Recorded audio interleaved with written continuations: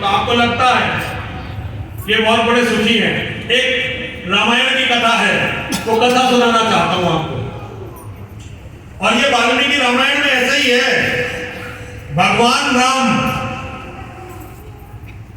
चक्रवर्ती सम्राट हुए, लंका को जीतकर वापस आ गए और राज करने लगे।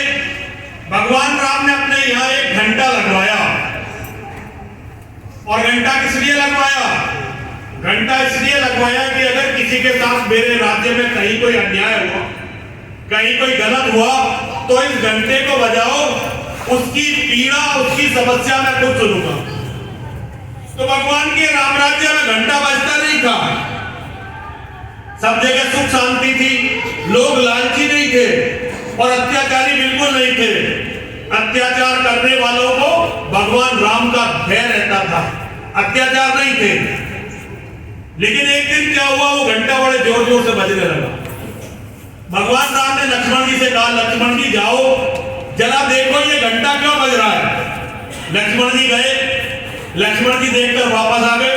बोले भगवान वहां तो कोई नहीं है, केवल एक कुत्ता है, वो कुत्ता घंटा बजा रहा है। भगवान बोले तो कोई बात नहीं, तुम उस कुत्ते को लेकर आओ। जब भगवान का समय था, वो समय बड़ा पवित्र था। आजकल तो लोग एक दूसरे की बात नहीं समझ पाते। तब मानव कुत्तों की बात समझ लेता था, जानवरों की बात समझ लेता था। दिल जितने निर्मल होंगे उतने ही हम दूसरों की पीड़ा, दूसरों की भावनाओं और दूसरों की बातों को समझते हैं। और दिल जब भरने लगते हैं कालिमा से, तो हम अपनी भी बात समझना बंद कर देते, अपनों की भी और अपनी भी। आज हमारी सबसे बड़ी समस्या यही है, ना तो कोई हमें समझता और ना ही हम किसी को समझते। सबके घर में यही लड़ाई है। बेटा कहेगा मेरे मम्मी पापा मुझे समझते नहीं, बेटी कहेगी मेरे माँ बाप मुझे समझते नहीं है, पत्नी कहेगी ये आदमी मुझे समझता नहीं है, आदमी कहेगा मैंने सारी औरत इस सारी जिंदगी इस औरत के लिए निकाल दी पर ये मुझे समझी नहीं।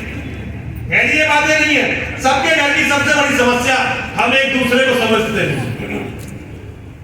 लेकिन उस समय भगवान के राज में मनुष्य कुत्तों की बात, जानवरों की बात समझ लेता। तो कुत्ते को बुलाया गया, कुत्ता आया। भगवान ने पूछा, अरे कुत्ते तुझे क्या कष्ट है? कुत्ते ने बोला, महाराज आज मैं सुबह एक जगह खड़ा हुआ था और मैं एक ब्राह्मण आया दिन में, उसने मुझे पत्थर मारा, मेरा सिर फोड़ दिया। अब मैं चाहता हूं कि आप उसे दंड दो। भगवान राम ने लक्ष्मण जी से कहा कि भाई जिस ब्राह्मण ने इसे पत्थर मारा है उस ब्राह्मण को लाओ।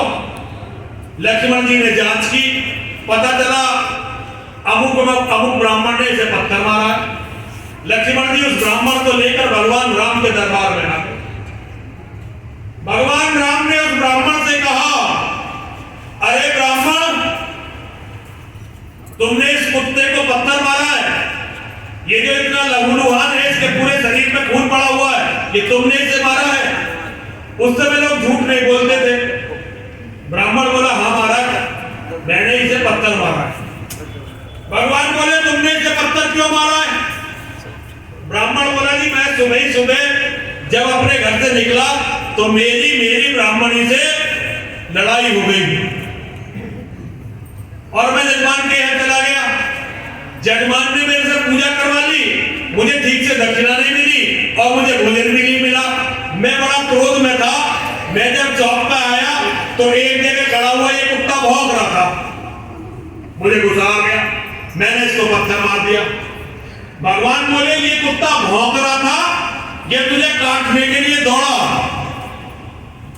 पंडित जी बोले, नहीं मुझे काटने के लिए नहीं दौड़ा, ये केवल भौंक रहा था। भगवान बोले, भाई भौंकना तो कुत्ते का अपराध नहीं है, ये तो कुत्ते का स्वभाव है, कुत्ता है तो भौंकेगा, इसके लिए इसे अपराधी नहीं ठहराया जा सकता। अगर ये तुम्हें काटने के लिए दौड़ रहा होता और तुमने तब इसे पत्थर मारा होता तो ठीक था, लेकिन अब ये एक जगह खड़ा हुआ भौंक रहा था और तुमने अपना क्रोध उतारने के लिए इसके पत्थर मार दिया, इसका मतलब तुम दोषी हो। ब्राह्मण हाथ जोड़ के खड़ा हो गया, महाराज मैं दोषी हूं, दोष है मेरा। तो भगवान बोले अब तुम्हें दंड दिया जाएगा। ब्राह्मण बोला ठीक है महाराज, जो आपका मन करे दंड दे दो। भगवान ने पूछा कुत्ते से कि कुत्ते तुम ये बताओ इसे क्या दंड दिया जाए। तो कुत्ते ने उस जमाने के एक बड़े मंदिर का नाम लिया, बड़े मठ का, कि महाराज इसे उस मठ का महंत बना दो। ब्राह्मण को उस मठ का महंत बना दो। लक्ष्मण जी को बड़ा ताज्जुब हुआ। लक्ष्मण जी बोले अरे कुत्ते, तू इसके लिए दंड मांग रहा है या पुरस्कार मांग रहा है? पंडित जी हंसने की बात नहीं, सच्ची कहानी है ये, तुम्हारे हमारे साथ भी हो सके। लक्ष्मण जी बोले अरे कुत्ते, तू इसके लिए दंड मांग रहा है कि पुरस्कार मांग रहा है?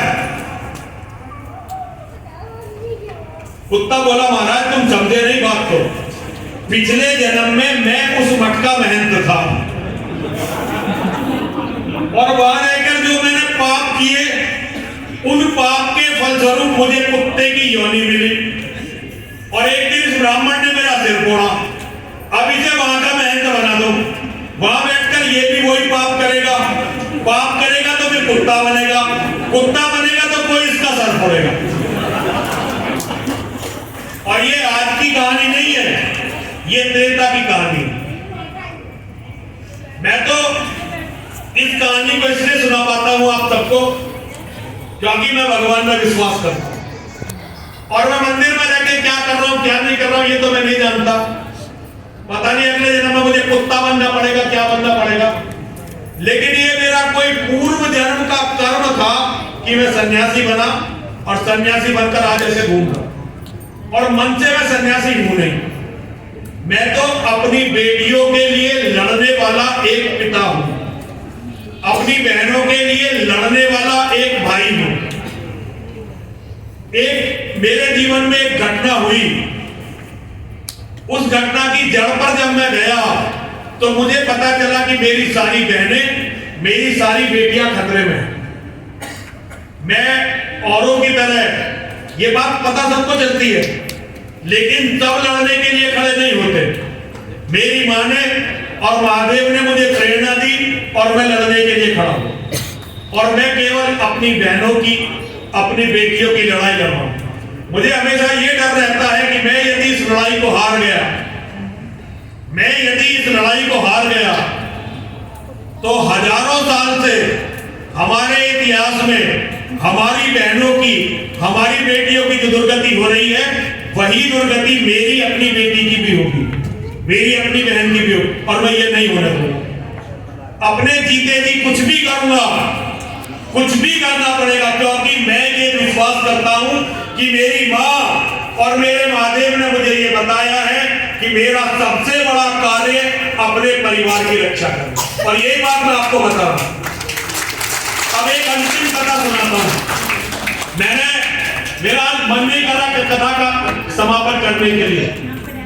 ये महत्वपूर्ण नहीं है कि आप कुछ ही लोग मेरी कथा सुन रहे हैं, मेरे लिए बिल्कुल महत्वपूर्ण नहीं है, लेकिन यहाँ आकर मेरा बड़ा मन लगा और मैंने तो अध्यक्ष जी से और ये सबसे कही थी, पंडित जी से, कि कथा कम से कम 7 दिन की तो करवाओ, लेकिन इन्होंने कहा कौन सुनेगा महाराज तुम्हारी कथा, तुम्हारी कथा सुनने वाला कौन है? तो बड़ी मुश्किल से ये तैयार हुए 3 दिन की कथा के। तो मैं कथा, मेरी कथा जो है 7 दिन की सेट है। मैं कर्ण और कुंती की कथा के सहारे कृष्ण की कथा करता हूँ, लेकिन इस बार 30 दिन में मुझे कुछ बातें आपको बतानी थी। उसकी अंतिम कथा मैं आपको सुनाता हूँ, एक यज्ञ की कथा सुनाता हूँ। एक यज्ञ हुआ मेवाड़ में।